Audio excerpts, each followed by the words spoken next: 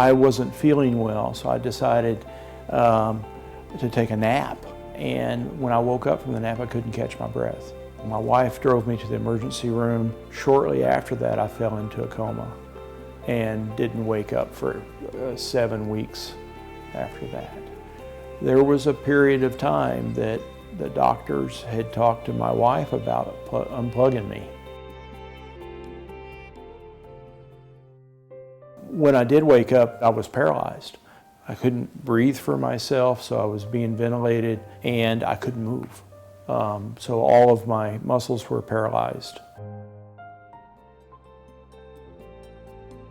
A lot of the things that happened prior to Kindred was a cascade of negatives.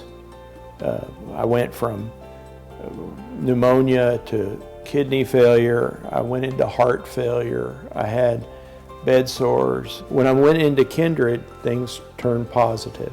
They had a special bed for me to lie in. They had a wound care specialist. They had respiratory specialists. He came to us with a very serious bed sore that we treated with a very multidisciplinary approach. They put me on this bed, a sand bed that has mainly sand that's blown constantly so that there's no pressure at all.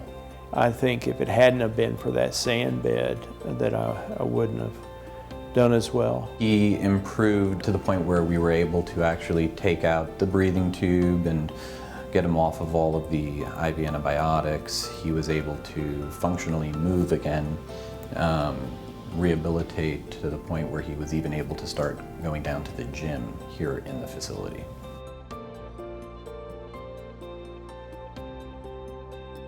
The continuity of the care, was really perfect because we kept the same nurses and they really took good care of me. When Mr. Garner came to us, he was very weak. He wasn't able to walk. He wasn't able to really move his arms and legs. He was so tired, had no muscle strength whatsoever. They were amazing. They really were. They're very good.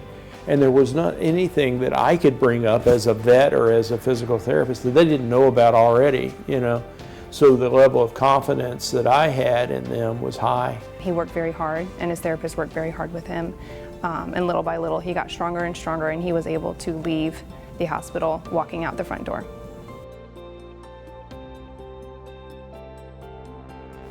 I'm the primary driver in my veterinary practice, and I was afraid that my practice would fail in my absence, and I needed to get back to work as soon as I could.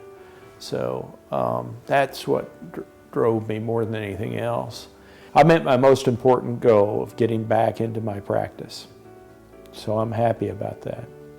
Since I've been discharged and can kind of walk and talk and do everything, I went back to visit them, and they all kind of burst into tears. They were so happy to see that I was doing well.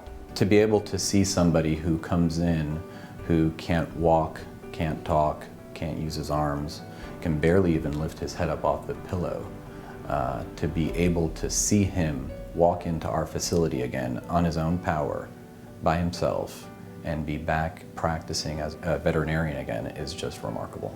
And I'm very, very proud of his recovery, and I was very happy to be a part of his care here.